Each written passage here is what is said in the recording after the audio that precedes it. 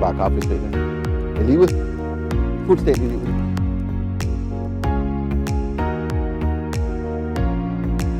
Vi er i dag taget til Pedersborg Sø, hvor vi har allieret os med en af de lokale karpefiskere.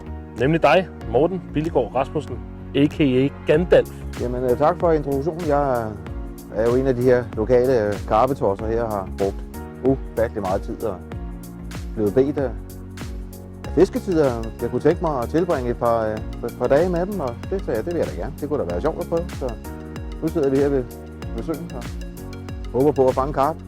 Velkommen til Fisketid.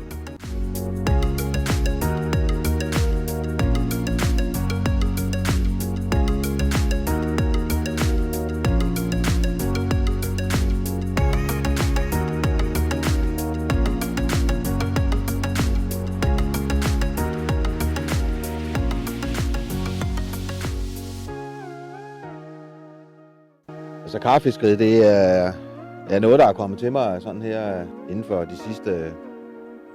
I 2005 blev jeg bidt af det, fordi jeg havde været ude sammen med nogle kammerater, der fiskede karper, og hidtil havde jeg bare syntes, det var latterligt, at man skulle sidde og slå en weekend på nogle stænger der, uden rigtig at foretage sådan noget. Jeg har fisket overfisk i mit liv og alt muligt andet, så noget mere aktivt fiskeri. Jeg ved også godt, at der er nogen, der er mere aktive end måske min måde at fiske karper på, og flytter meget rundt. Det gør jeg ikke nødvendigvis. Det tiltalte mig. Jeg kunne godt lide det der med, at man var ude i naturen hele døgnet. Man oplever den på alle tidspunkter. Jeg elsker naturen. Det har jeg gjort hele mit liv. Altså, jeg har fisket i snart 50 år, så det er jo noget, der i den grad der sidder i mig. Jamen, jeg tænker lige, at jeg vil vise et par af de her meget simple rigtige brugere. Jeg tænker, at jeg vil starte med, hvad man vil kalde et pop-up-rig. Der har man sådan en smart skrue her, som simpelthen bare kan monteres i avnen. Det er simpelthen med gevind og det hele, så det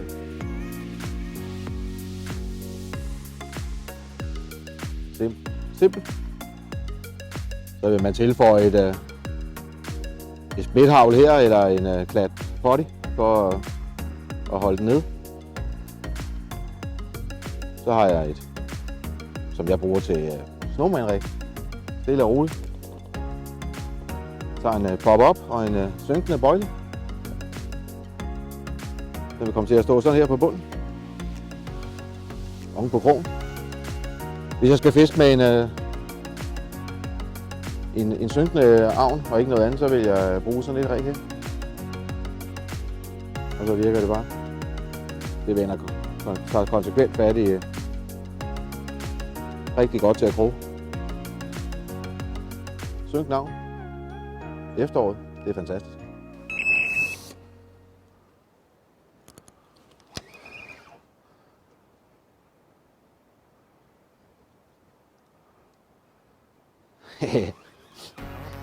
Men det kan man godt lide. Ja, men det føles da sådan rimelig tung.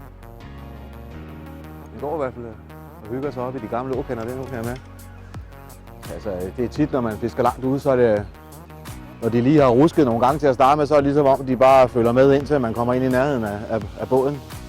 Nu har jeg planer om at gå i båd lige om et øjeblik, så ja, så er vi ude i båden lige, fordi jeg har en ekstra line liggende her ved siden af, så det er også lige så meget for ikke at få fat i den. Så nu er den også på vej ind her. Jeg har altid mit net klar, og så har jeg Morten med ud, så man kan få den på vej ind i siven. Stillerne, sådan han lige ind og kysse siven derovre. Jeg var flink at trække ud i søen igen, så det gør det jo lidt nemmere. Det er fint. Hvis så snart man kommer ind i nærheden af båden, så det er meget svært at bedømme, hvor store de er.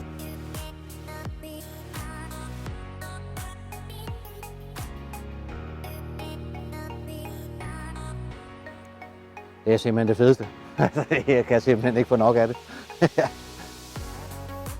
Det der fornemmelse, det er bare så fedt.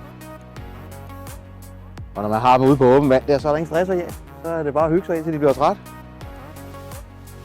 Det, ja. Det er bare karpfiskeri, det. Det er livet. Det er fuldstændig livet, det. Okay.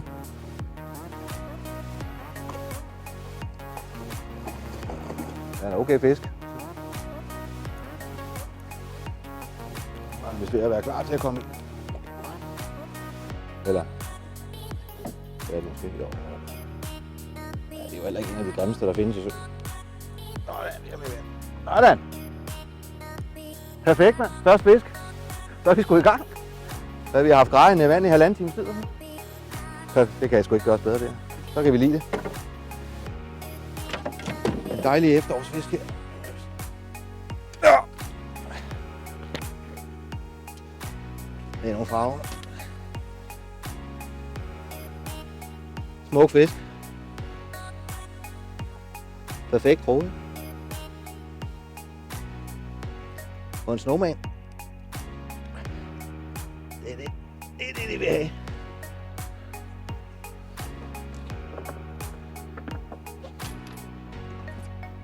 Jamen, så tror jeg lige, vi tøffer ind med den. Så kommer den sgu på land her. Efter en rigtig, rigtig god fight for båden der. Ja, den er jo smuk. Nu vil jeg lige finde vægten en gang. Så, jamen, jeg bruger sådan en vejslynge her, så 12,2 kilos. Utrolig smuk efterårsspejler her. Der gav en rigtig god fight. Fanget på en snowman. Det er det, der virker. Så er det bare. Det virker altid. Så nu tænker jeg, at den lige straks skal ud. Jeg tænker, vi er glade. Vi er sådan set rigtig glade.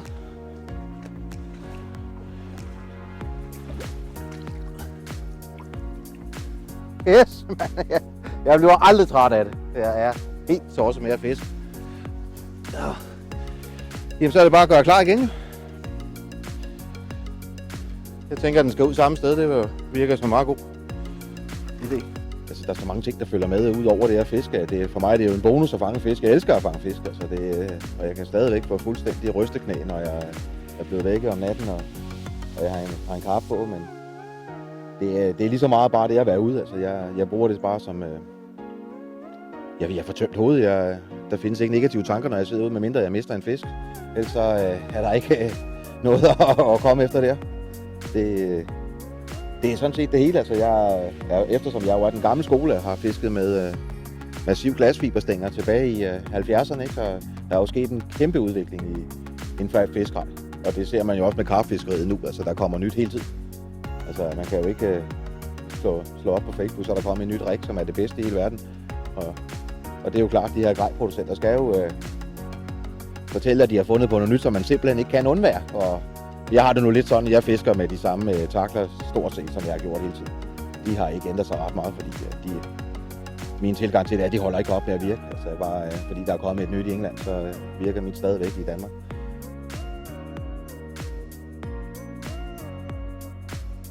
Så hvad angår foder, så er det meget, meget forskelligt, og selvfølgelig også individuelt, hvor meget man synes, man skal fodre med. Men altså, når vandet er koldt, giver det ikke nogen mening at fodre med meget, fordi der er karpernes spiseaktivitet, den er meget begrænset. Spiser ikke ret mange gange på et døgn. Og der kan det faktisk være nok som at lægge bare en pop-up, lyserød pop-up, eller hvid, eller hvad man nu jeg synes er godt. Så er det ikke nødvendigt med foder. Eventuelt bare lige en håndfuld med knuste boilies, halve boilies lige rundt. Så de lige får lidt af roder i, men det skal ikke være ret meget. Det der med at køre lange fodringer foråret, det giver ikke... Det har ikke gjort noget godt for mig i hvert fald. Så sparsom fodring. Synlige pop-ups, det er vejen frem i foråret. Det ændrer sig lidt hen af sommeren der, kan man sige. Under lejen og når de er på vej på leg, så bruger jeg faktisk heller ikke ret meget foder, så er vi jo allerede helt hen i maj-juni måned. Altså det er begrænset mængder, jeg bruger. Kører jo bare sådan et enhugsprincip der. Det er jo, jeg fisker ikke i søer, hvor man hiver 10, 12, 14 karper på en tur. Man er glad, hvis man får en fisk i døgnet, ikke? Det er jeg i hvert fald, så det er begrænset. Stadigvæk med pop-up, de er gode, især når de er på vej på leg, kan de godt virke sådan lidt aggressive faktisk. I deres måde at spise på, det er ikke store mængder stadigvæk, men hvis man kan få lagt taklet der, hvor de tøffer rundt og venter og går på leg, så er man langt hen ad vejen. Og så tænker jeg, når vi kommer hen efter juni måned, så skruer jeg lidt op for fodret, stadigvæk ikke voldsomme mængder. Der snakker vi måske om 3-4 håndfulde, der sådan er spredt ud på nogle kvadratmeter. Jeg kan godt lide at sprede fodret, så man ligesom tvinger dem til at skal dykke nogle gange, ikke? Så de ikke bare kan suge op, og så er det tit, man oplever, så ligger der bare eneste hookbait tilbage. Og så har de spist alt det, som man havde lagt i en bunke der. Der er det, synes jeg, en stor fordel at tvinge dem til at skal samle foder op forskellige steder. Det er en god idé, og det kører jeg faktisk med også langt ind i efteråret også, at jeg spreder mit foder meget. Skruer op for den september og oktober, der har man ikke nødt at være karrig med foder. Det er både partikler og bøjlis. Der er mange, der bruger pellets. Det gør jeg overhovedet ikke, der hvor jeg fisker, fordi det er simpelthen brasmagnet. Og brasner, det gør ikke noget godt for mig, når jeg fisker karper. Det må jeg jo nok erkende. Og jeg fisker tit på 250-300 meter. Man bliver sgu ked af det, når man har været afsted mange gange om natten. Jeg ved ikke, om det er alderen, eller det bare er, at det gør ikke noget godt. Så jeg tænker, det er sådan, jeg griber det an. Når vi så når hen i december, januar måned, så er jeg nede igen på ganske lidt foder. Lige rundt om taklet der, og en selvlysende pop-up, det er det, der kører.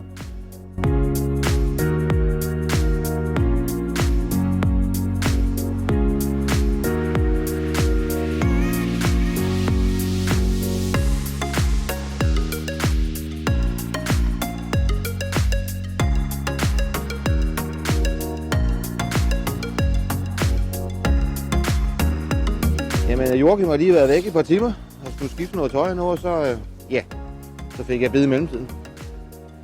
Ja, fin fisk. 10,2. Den er godkendt. Tilbage i suppen.